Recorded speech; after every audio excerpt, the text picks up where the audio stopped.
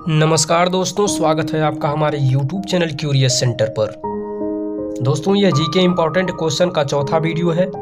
अगर आप इसके पहले और बाद का भी वीडियो देखना चाहते हैं तो नीचे डिस्क्रिप्शन लिंक में जाएं, क्लिक करें और प्लेलिस्ट में जाकर सारे वीडियो को देखें। यह क्वेश्चन जीके इम्पोर्टेंट के हैं। आप कोई भी कॉम्पिटिटिव एग्जाम देंगे उसमें जीके के जरूर क्वेश्चन पूछे जाते हैं और ये क्वेश्चन यहीं से आते हैं। आइए शुरू करते हैं आज की इस वीडियो को। पहला क्वेश्चन है, भारत में राष्ट्रीय आय का आकलन सबसे पहले किसने किया था? तो दोस्तों, दादा भाई नौरोजी ने भारत में राष्ट्रीय आय का आकलन सबसे पहले किया था जब भारत गुलाम था उसी वक्त।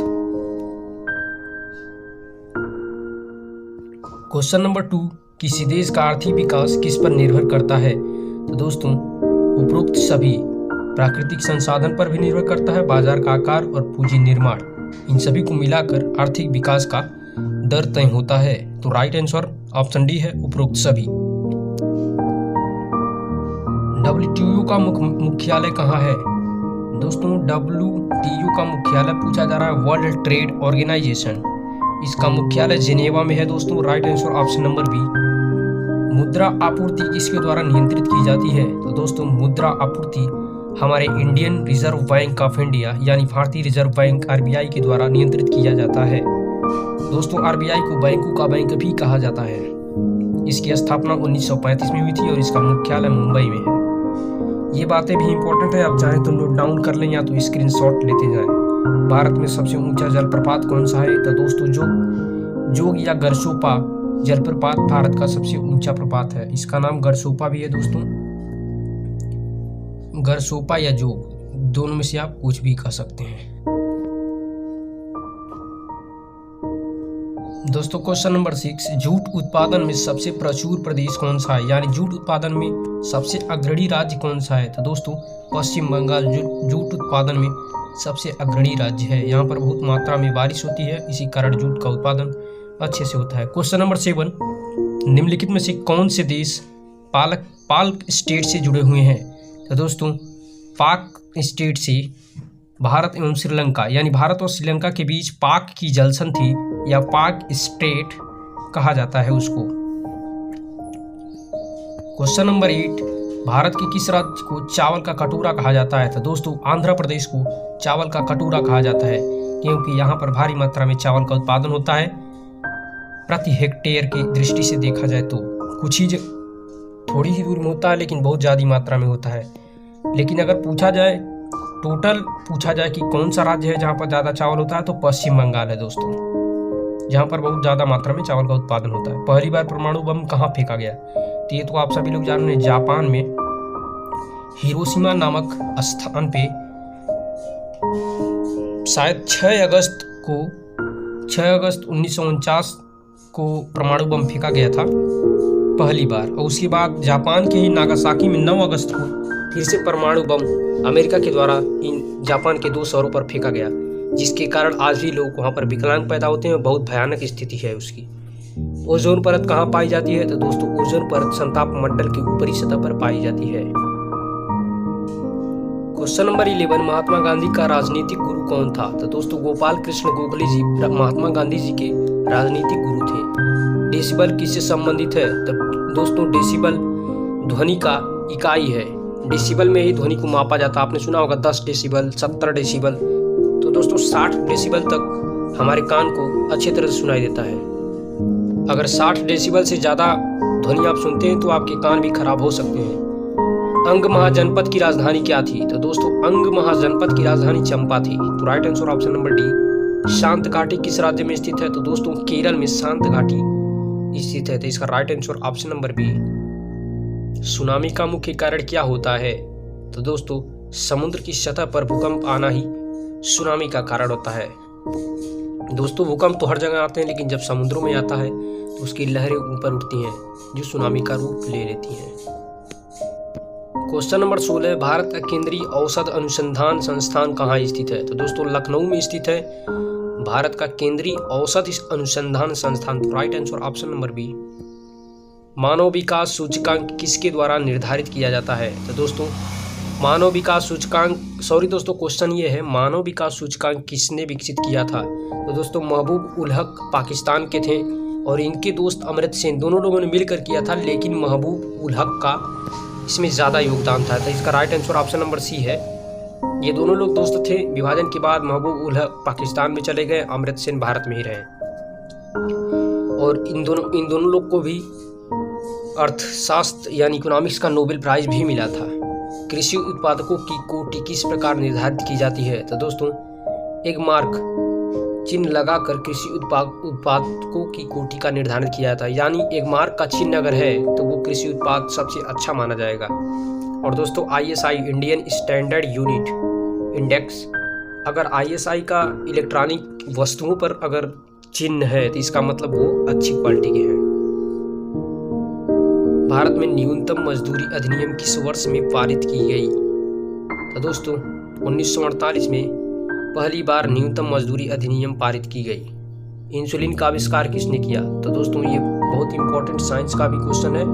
F बेटिंग ने इंसुलिन की खोज की थी। और एडवर्ड जेनर ने दोस्तों टीके की खोज यानी वैक्सीन की खोज की थी।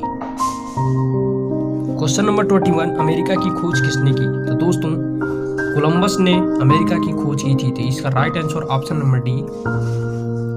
नासिक किस नदी के किनारे स्थित है? तो दोस्तों महाराष्ट्र का एक स्थान है, नासिक जिला है। तो पूछा जा रहा है किस नदी किनारे? तो दोस्तों ये गोदावरी नदी के किनारे स्थित है। पेनिसिलिन किससे प्राप्त की जाती है? तो दोस्तों फूफूंद यानी फंगस के द्वारा पेनिसिलिन प्राप्त की जाती है, उसी से बनाई जाती है। पित्त का स्रोत क्या है? तो दोस्तों पित्त यकृत से निकलता है, यानी बाइल, इस पित्त को बाइल जूस कहते हैं। तो कहाँ से निकलती है? यकृत से, यानी गॉल ब्लैडर से। क्वेश्चन नंबर 25, निम्नलिखित में से कौन सा प्रेक्षापास्त्र भूमि से वायु में जाने वाला प्रेक्षापास्त्र है? यानी कौन सा ऐसा मिसाइल है जो भूमि से वायु में जाता है? तो दोस्तों त्रिशूल ऐसी मिसाइल है जो भूमि से वायु में जा सकती है और लड़ाई कर सकती है। क्वेश्चन नंबर 26, किस देश में विक्रम संवत आधिकारिक कैलेंडर है? तो दोस्तों नेपाल में विक्रम संवत आधिकारिक कैलेंडर माना जाता है। दोस्तों क्वेश्चन नंबर 27, ओणम त्योहार किस राज्य में मनाया जाता है? तो दोस्तों ओणम त्योहार केरल राज्य में मनाया जाता है। क्वेश्चन नंबर 28, द्वितीय विश्व युद्ध के दौरान अमेरिका ने किस शहर पर परमाणु बम गिराया था? तो दोस्तों अमेरिका ने नागासाकी और हिरोशिमा जो जापान में स्थित है, यहीं पर अमेरिका ने परमाणु बम गिराया था। प्रथम विश्व युद्ध में अमेरिका किस वर्ष शामिल हुआ? तो दोस्तों 1915 में अमेरिका प्रथम विश्व युद्ध में शामिल हुआ था, यानी शुरुआत से ही एक साल बाद 14 से 18 तक चला था प्रथम विश्व युद्ध और 15 में अमेरिका शामिल हुआ। जर्मनी का एकीकरण किस युद्ध के पश्चात हुआ? दोस्तों प्रशा फ्रांस का युद्ध हुआ, उसके बाद जर्मनी का एकीकरण हो गया, यानी जर्मनी दो भागों में बट चुकी थी, पश्चिमी जर्मनी और पूर्वी जर्मनी। फ्रांस और प्रशिया का युद्ध हुआ, उसके बाद इन दोनों को एकीकरण कर दिया गया। क्वेश्चन नंबर 31, निम्नलिखित में से किस क्रांति में स्वतंत्रता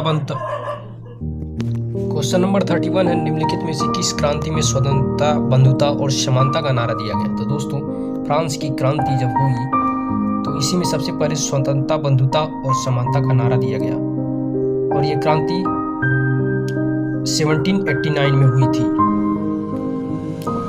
विश्व में आर्थिक महामंदी की घटना कब उत्पन्न हुई? तो दोस्तों 1929 और 30 के बीच विश्व में आर्थिक महामंदी का दौर चल रहा था।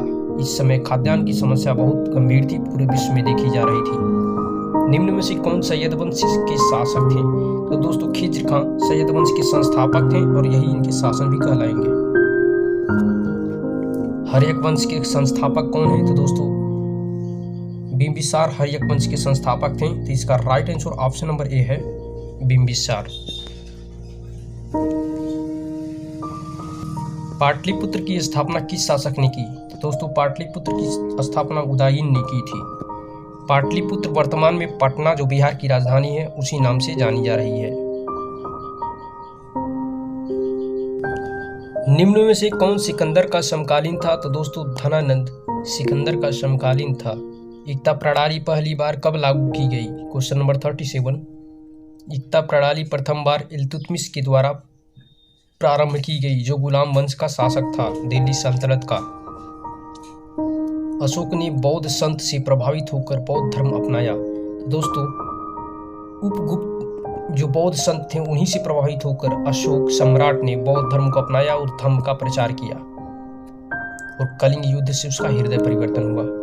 क्वेश्चन नंबर 39, निम्न में से किस शासक ने सबसे पहले सोने के सिक्के जारी किए? तो दोस्तों हिंद यवन शासकों ने सबसे पहले भारत में सोने के सिक्के जारी किए। तो right answer option number A.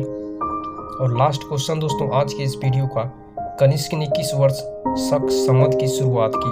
तो दोस्तों 78 ईस्वी में कनिष्क ने शक संवत की शुरुआत की। दोस्तों एक और इम्पोर्टेंट बात शक संवत की है कि यह भारत सरकार के द्वारा राष्ट्रीय कैलेंडर की मान्यता प्राप्त कर चुका है और भारत सरकार का राष्ट्रीय कैलेंडर है जिसको कनिष्क के शासक ने 78 ईस्वी में बनाई थी शक संवत को।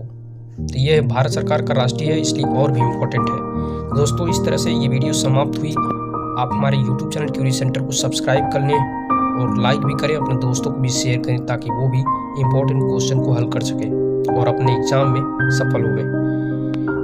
कोई भी कॉम्पिटिटिव एग्जाम हो, जीके के क्वेश्चन यहीं से आते हैं। यही सब क्वेश्चन अगर आप 2-3 बार वीडियो को देख लेते हैं, सारे वीडियो को, तो निश्चित ही सफल होंगे। आगे की भी वीडियो देखना चाहते हैं नीचे डिस्क्रिप्शन लिंक में जाएं, क्लिक करें, सारे वीडियो को देखें। चलते हैं, नमस्कार, जय हिंद।